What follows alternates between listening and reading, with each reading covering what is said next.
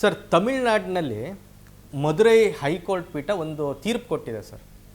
ತಮಿಳುನಾಡಿನಲ್ಲಿರ್ತಕ್ಕಂಥ ಹಿಂದೂ ದೇವಾಲಯಗಳಿಗೆ ಅನ್ಯ ಧರ್ಮರಿಗೆ ಪ್ರವೇಶ ಕೊಡೋ ಹಾಗಿಲ್ಲ. ಸಪೋಸ್ ಅವರಿಗೆ ನಂಬಿಕೆ ಇದ್ದರೆ ಅಷ್ಟೇ ಒಳಗಡೆ ಬಿಡಬೇಕು, that is not A picnic spot ಅಂತ ಹೇಳಿದ್ದಾರೆ. ಈ ಕಾನೂನು ಕರ್ನಾಟಕದಲ್ಲೂ ಸಹ ಜಾರಿಗೆ ಬರಬೇಕಾ? ಕರೆಕ್ಟ್ ಹೇಳಿದ್ದಾರೆ. ಈಗ ತಿರುಪ್ತಿಗೆ ಹೋಗ್ಬೇಕಾದ್ರೆ ತಿರುಪ್ತಿಯಲ್ಲೂ ಅದೇ ಇರೋದು. ನೀವು ತಿರುಪ್ತಿ ಇಡೀ ದೇಶದ ಒಂಥರ ಆರಾಧ್ಯ ದೈವ. ತಿರುಪ್ತಿಗೆ ಹೋಗ್ಬೇಕಾದ್ರೆ ಯಾರಾದರೂ ಫಾರಿನರ್ಸ್ ಹೋಗ್ಬೇಕಾದ್ರೆ ಅಲ್ಲಿ ಬರಿಬೇಕು, ನಾನು ಹಿಂದೂ ಧರ್ಮದ ಅವನ್ನ ಒಪ್ತೀನಿ ಅಂತ ಹೇಳಿ ಬರೆದ ಮೇಲೇ ಅವ್ರಿಗೆ ಒಳಗಡೆ ಅನುಮತಿ ಕೊಡೋದು. ತಮಿಳ್ನಾಡು ಏನು ಕೋರ್ಟ್ ಕೊಟ್ಟಿದೆ, ಕೋರ್ಟಿನ ತೀರ್ಪನ್ನು ನಾನು ಸ್ವಾಗತ ಮಾಡ್ತೀನಿ.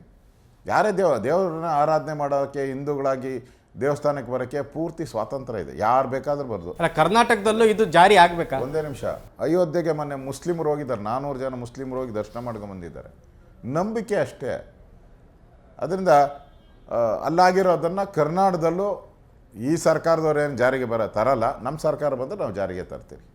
ಸರ್, ಈಗ ಜಾತಿ ಜನಗಣತಿ ಏನು ಸರ್, ಸರ್ಕಾರ ಇತ್ತೀಚೆಗೆ ಅಹಿಂದ ಸಮಾವೇಶದಲ್ಲಿ ಸಿದ್ದರಾಮಯ್ಯನವರು ಹೇಳಿದ್ದಾರೆ, ಎಷ್ಟೇ ಕಷ್ಟ ಬರಲಿ ಅದನ್ನು ಸ್ವೀಕಾರ ಮಾಡ್ತೀನಿ ಅಂತ. ಅದು ಕಾಂತರಾಜು ವರದಿ ಕಳೆದೋಗ್ಬಿಟ್ಟಿದೆ. ಕಾಂತರಾಜು ವರದಿಗೆ ಸಹಿ ಇಲ್ಲ. ಅದು ವರದಿ ಇವಾಗ ಬರ್ತಾ ಇರೋದು ಸಿದ್ದರಾಮಯ್ಯನವ್ರ ವರದಿ. ಕಾಂತರಾಜು ವರದಿ ಬಂದರೆ ಸ್ವಾಗತ ಮಾಡೋಣ. ಇದು ಸಿದ್ದರಾಮಯ್ಯನವರೇ ಬರ್ಸಿರೋ ಅಂಥ ವರದಿ. ಅದರಿಂದ ಅದಕ್ಕೇನು ಬೆಲೆನೇ ಇಲ್ಲ. ಈಗಾಗಲೇ ವಿರೋಧ ಮಾಡಿದಾರಲ್ಲ, ಎಲ್ಲರೂ ವಿರೋಧ ಮಾಡಿದ್ದಾರೆ.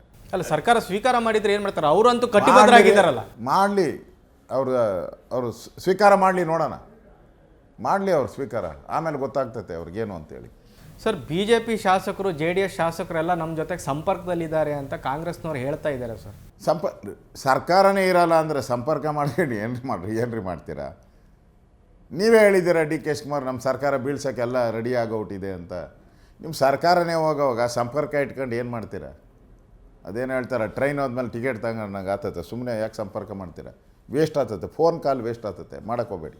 ಸರ್, ನನ್ನ ಕೊನೆಯ ಪ್ರಶ್ನೆ, ಆರ್ ಅಶೋಕ್ ಅವರಿಗೂ ವಿಜಯೇಂದ್ರ ಅವರಿಗೂ ಸಿದ್ದರಾಮಯ್ಯ ಮತ್ತು DK ಶಿವಕುಮಾರ್ ಅಂತ ಬಲಾಢ್ಯರನ್ನು ಸಹ ಮಣಿಸುವಂಥ ಶಕ್ತಿ ಇದೆಯಾ? 136 ಜನ ಇದ್ದಾರೆ ಅವರು, ತಮಗೆ 35-36 ಜನ ಇದ್ದಾರೆ. ಹಿಂದಿ ಸಿನಿಮಾದಲ್ಲಿ ಒಂದು ಬಂದಿತ್ತು.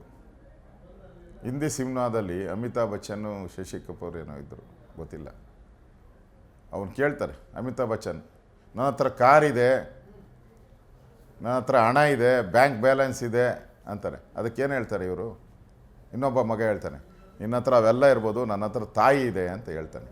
ನಮ್ದು ಅಷ್ಟೇ. ನಮ್ಮ ಹಿಂದೆ ದೇವರಿದ್ದಾನೆ, ಭಗವಂತ ಇದ್ದಾನೆ, ರಾಜ್ಯದ ಜನ ಇದ್ದಾರೆ.